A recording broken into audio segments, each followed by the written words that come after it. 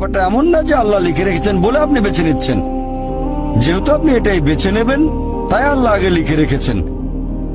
এখানে পছন্দ আপনার, তবে আল্লাহ আপনার পছন্দ জানেন। যেমন ধরেন একটা রাস্তার মোড়ে আসলেন, সামনে 5টা রাস্তা, রোড নাম্বার 1, 2, 3, 4, 5।